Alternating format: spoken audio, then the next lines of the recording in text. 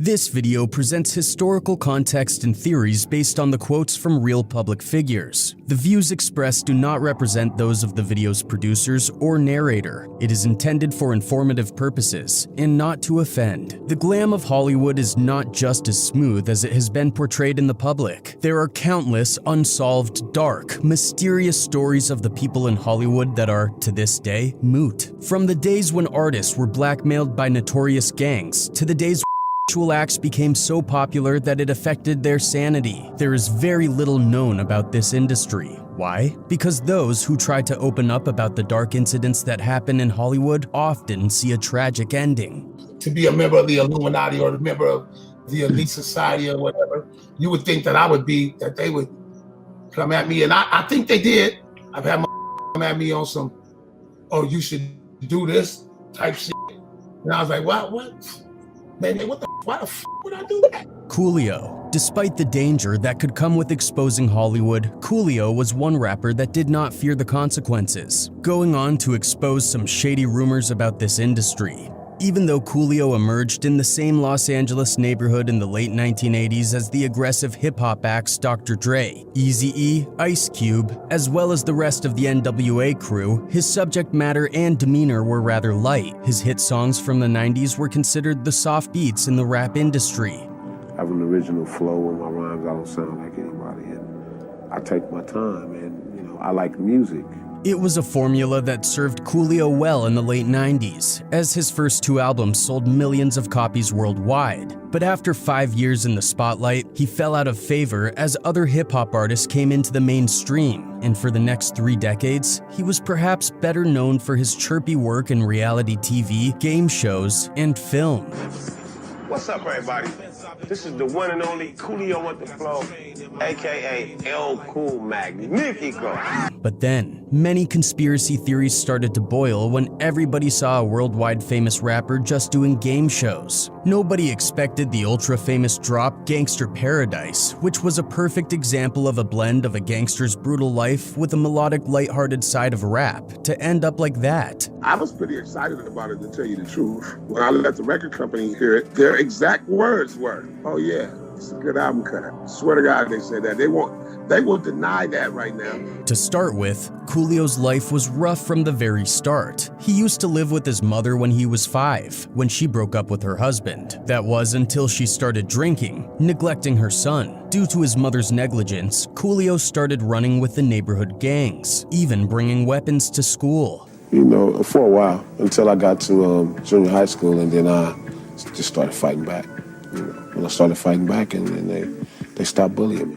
During his time with gangs, he became addicted to drugs, and closer to adulthood, he was also jailed. The reason was unclear, as there are many theories behind this. Some sources say that he was wrongfully jailed due to an identity clash, and some say that he had charges of theft. Whatever the reason, he was sent to jail for 10 months, and this is how he felt about his addiction. I'm not gonna say that I'm glad I went through that, but I'm glad that God gave me the strength to overcome that. That's what I have. However, this was the last time he was involved in such stuff. After this incident, he moved to California, and that's where his rap career started. Soon he got all the fame he deserved and dropped his mega hit song album. I think it's the spirituality of the song. The song gives you a feeling of maybe sadness for some people. While working with Hollywood's elites during that period of time, many things were revealed to him, and his recklessness helped him to tell the truth to the world. During one interview, he revealed everything. According to him, when he used to be famous in the industry, he was never approached directly. Instead, some people were sent to him for the message they wanted to give. They would come at me, and I think they did it sideways though. Nobody never got at me directly and said, "We want you to join us." This statement was directed toward the Illuminati. It was quite fishy for him that the elites never contacted him by themselves. Instead, they sent shady people who would force him to do inappropriate things to get even a single song done. Come at me on some weirdo shit, like on some gay shit. I've had motherfuckers come at me on some, "Oh, you should do this" type shit. The acts they asked him to do were so inhumane that he became very shocked, knowing that this is what it takes to make a position in Hollywood. I view that as being inhuman. I view that as, I would never do that. And this was where he decided to reject them. He thought that rejecting them would be good for him and the industry too. But this decision proved to be even more bad for him. The elites of Hollywood supposedly tried their best to cancel him and did every wrong thing to him. Started happening to me. Went to jail for some bullshit. Got convicted. Well, not necessarily convicted, but because I didn't do no time, no real time. Allegedly, they did so much wrong to Coolio that he was sent to jail on a false charge. He was arrested at Los Angeles airport for the possession of substances. Coolio did not even know that there was a pipe and other substances in his bag. According to him, he never ever tried to put the substances in his luggage in his life. Oh, bro, I ain't never did that. I'm not an idiot.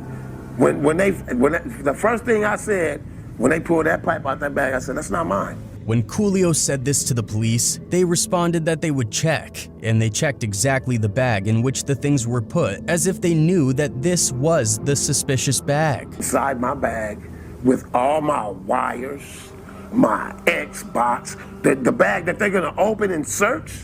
Those possessions were not clearly Coolio's because, according to him, he was not so stupid that he would keep the substances among his other normal things. Anyways, the police at the airport did not believe him. Coolio even requested a DNA test to prove that those substance bags were not his. And this is what they said. If it's mine, then my DNA will be on it, right? Yeah, you're right. But we don't do that. When Coolio saw that they were not listening to him, he decided to pay for the DNA test himself, because all he wanted was to clear his name for the false accusation on the basis of which he was being examined at the airport. I said, okay, well then, let me pay to have it tested, just so I can clear my name and know that I am not that dumb.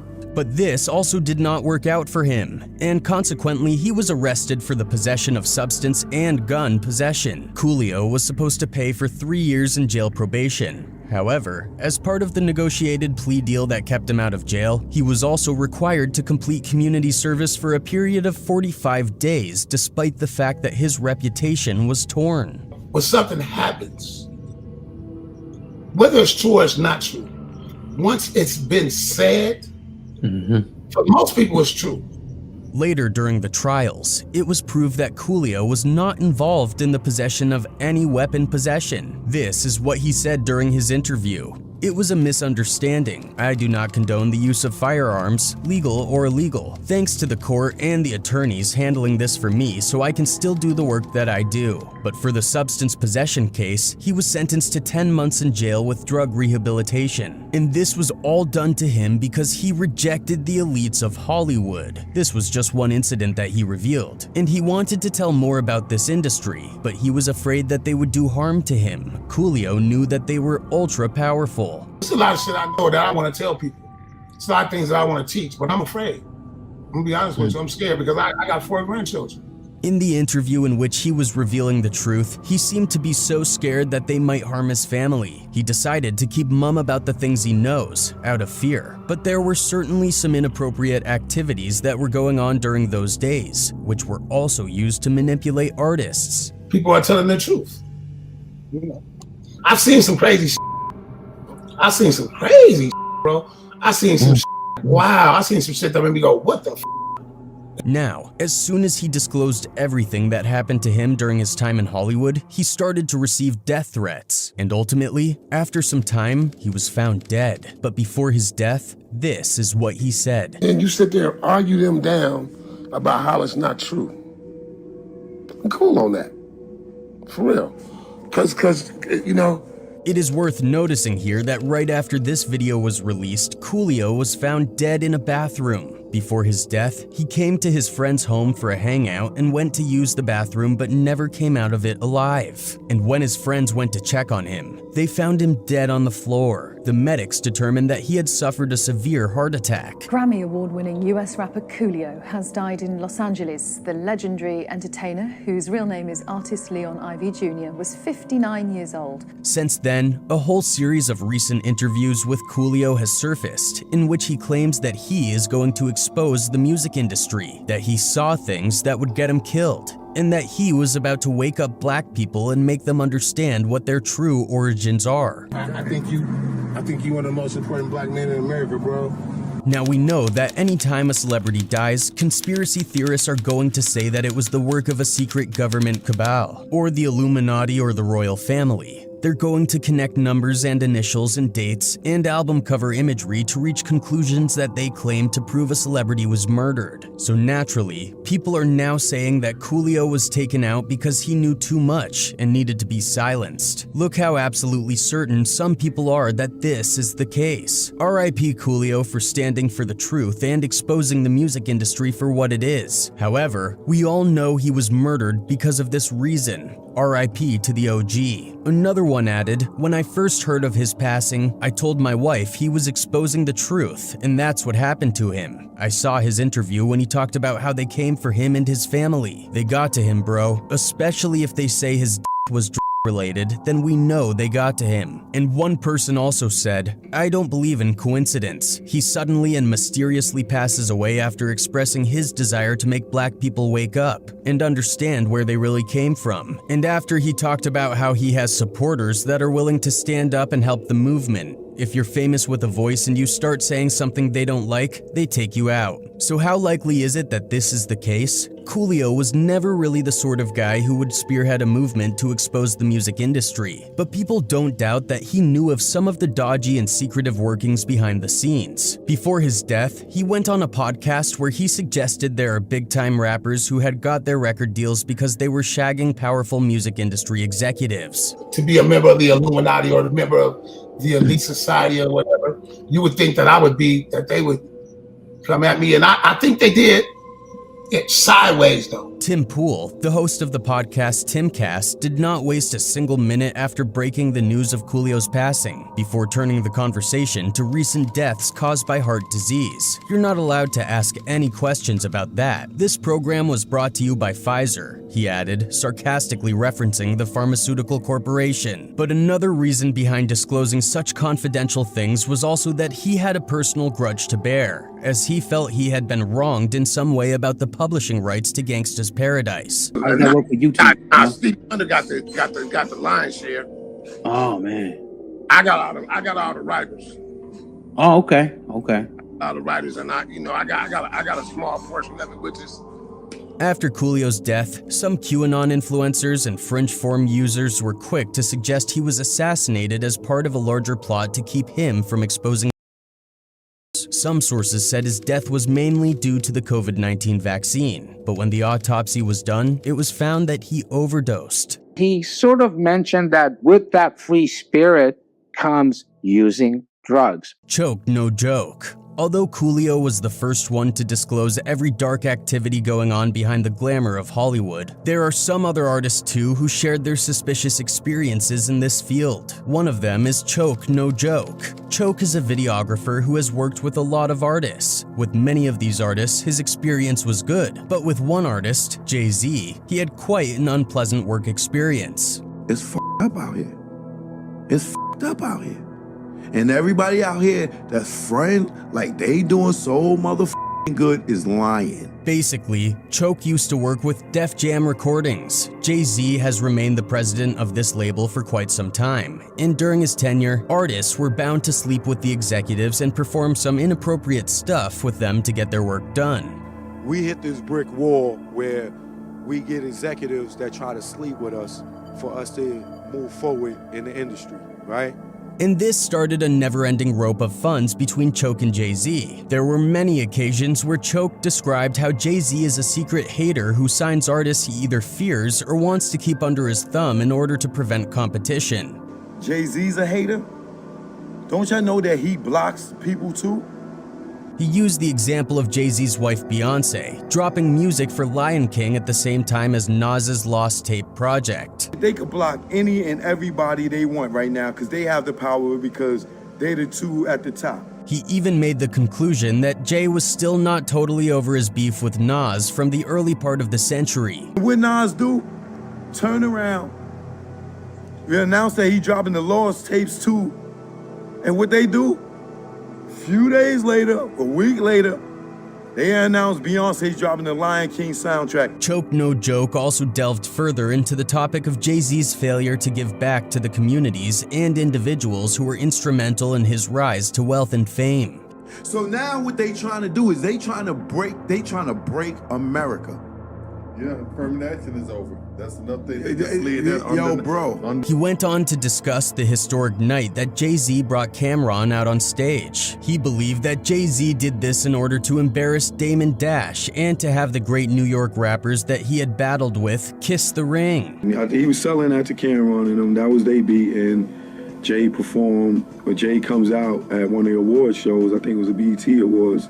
He spoke about this in his interview about Jaz-O's signing with Rockefeller Records, as well as the reasons why he believed Jay-Z was taking advantage of other artists such as Meek Mill and others. I mean, Jaz-O signs over to Roc Nation. Y'all see how they YouTube try to ruin my video? After all these events, Jay decided to leave Def Jam's presidency. At the time he was leaving the record labels, he said, "Now it's time for me to take on new challenges. I am pleased to have had the opportunity to build upon the Def Jam legacy." After Choke, Smart Guy also shared a similar experience working in Hollywood. He disclosed that the artists were invited to the parties, and to win the deals with record labels, they made them do obscene activities. Not only did they make them do these actions, they also recorded them so that if in the future they tried to reject them, they could knock them out. To make it clear, this means that artists were possibly forced to sell their souls just for the sake of money and fame. They were allegedly forced to do unusual acts after being forcefully drugged. According to Smart Guy, they were made to work late at night just to check their stamina and get their deals done. Because they trying to drug you, so you be in a studio session late at night and they'll see if you a meatball, yo bro, here, hit this blunt. He went on to say that they recorded those absurd activities just to blackmail artists in the future. If the artist got famous and had the position, they would have the recording and they could use it to trap them in a contract. Drug you get and they blackmail you. I mean, it's a lot of, the game has evolved. That was what they did back then. Now, it's a little different. You'd think it's only the smaller artists that were involved in such activities, but according to Smart Guy, he has also seen famous artists from the industry who went there just to get their contracts signed. Fat Joe. Whenever it comes to the topic of exposing dark secret parties in Hollywood, Fat Joe has always been very outspoken. During one of his interviews, he claimed that this Hollywood industry is mostly now ruled by what he called the gay mafia. The hip-hop community is most likely owned by gay. To be honest with you, think they'll be? They're owned by gay. I happen to think there's a gay mafia in hip hop. Right. Fat went on to make a claim that understandably upset many, saying that in the present time, wherever we go, we see the gay community, and they have now taken over the hip hop industry. Joe began to opine that there are so many in numbers that there are no artists left to work with them, whatever that means. I'm pretty sure I've done. You think you've done songs with gay rappers? Yeah, I think I've done songs with gay rappers. You're pretty sure. I'm pretty sure of that. He elaborated on the situation, saying, "I'm pretty sure the football guys are gay, the basketball guys are gay, they're gay. There's millions of gay people in the world, girls too." Cat Williams. Cat Williams is a famous American comedian who has been working in the industry for a very long time now. Jamie Foxx, Howard Stern, and Dave Chappelle are just some of the names he has worked with. But when he was working with Jamie Foxx, he noticed something very weird. Be gay in Hollywood, you never fucking expected. They be having these big ass mansion parties, and the mansion party, the whole mansion is a party, and then it's a separate party in the little rooms. When he started working with Hollywood, he was invited to many parties. Initially, Cat did not know that these parties would have dark secrets, but his opinion changed when he attended one party. He found out that something else was done there. In these rooms, he said he saw many celebrities, including Jamie Foxx, doing some inappropriate actions in front of his eyes. Dude told me backstage at a show and told me I could bring him on stage and air it out. I said, no, nigga, let me wait till I get to LA. But then again, comedian Faison Love has also made a claim about Cat Williams' sexuality, saying the eccentric comedian is acting out to mask the fact that he is a gay man. During a sit-down interview with Tom Joyner, the Real Husbands of Hollywood star said he feels like Cat is not living his truth. "I actually feel sorry for him sometimes," he said. "Like I said before, he's not living his true destiny. He's living this fake gangster life. He got this whole persona from a friend of mine named Mac Minister. He's a real pimp who tried to do comedy." Orlando Brown. Orlando Brown is one of those people who have openly talked about these dark parties going on since Hollywood came into being. He has always claimed that people in this industry are monsters who can do anything for their own gains, be it financial or physical. Gay rapper except for these niggas, except for you and me, Demosh. I agree with you on that. Excuse you, are you gay? Shit, you know, okay, well, I'm not. I know that. Completely. In his latest interview, he even did some weird mimicry to expose the record execs, and somehow revealed so much about those secret night parties of men. You gave me the ooshkash kusmash. You gave me the ooshkash muaf. The shmushmash. Gay. Yeah, son. You know what I mean? Beyond that, he also accused the elites of the same thing, that they force artists to get involved in intimate activities, mainly pointing out Diddy. The sex symbol. You know what I'm saying? We looking for some shit. We trying to shake up the world, baby. You know what I'm saying? We trying to do some real shit out here. We all know Diddy has been hosting and organizing all these parties just to make his ties make a more strong position in the industry. Jamie Foxx's viral conspiracy was the one which made the public believe that Diddy is a real giant of this industry. He had shown great courage recently and risen to the forefront of the celebrity news cycle by revealing P. Diddy's notorious Hollywood bashes. I remember watching Puff at the Beverly Hills Hotel, filming this, and it's a pool party that is ridiculous, man. After this, internet users were outraged, and after Jamie ended up in the hospital, suspicions quickly turned to Diddy as the possible perpetrator. However, no evidence supports the claim that Jamie's substance misuse was triggered by Diddy's wild parties. It is clear that Hollywood is not as glamorous as it is seen from the outside. Only people inside know how much sacrifices they have to make, and what they have to go through just to make their position permanent. Right, and their position is never permanent in Hollywood because they can take you out at any minute and they can medicate you and bring you back to zombie land, just like that handler threatened Kanye and said. So your position in Hollywood is absolutely never permanent unless you are unless you're a label executive and unless you're a Leo Cohen type figure and you're in this like through your own family, you know what I mean? Like you were grandfathered into this through your own family. And you're on that side of things, y'all know what type of people I'm talking about. You know what I mean? If that's you and you're from that type of family and you're from you know what I mean? Then yes, it is permanent for you. But even then, if he came out and said the wrong things about the wrong people, they would take him out too. Like no one's position is permanent. Okay, I gotta even backtrack on that. No one's position is permanent because they took out Jeffrey for saying, for threatening to say what he was about to say. You know what I mean? So that means that they'll take out anyone. So yeah, no one's position is permanent.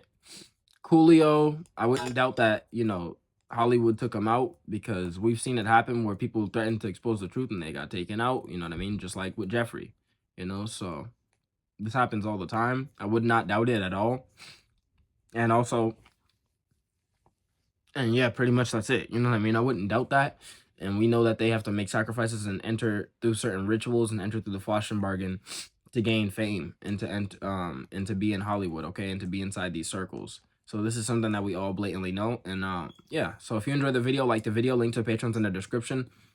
I have a couple digital products coming out on my website. And once the website launches, I'm working with my web developer. Once this website launches, I will let you guys know. And I will start telling you guys about those products. And I'll also start uploading on my second channel. I started uploading on my second channel again, but I'm going to start uploading on there more. Just videos of me, like just giving out free game and stuff like that. You know what I mean? So, yeah. If you enjoyed the video, like the video, link to Patrons in the description. This note right here. Be easy, y'all.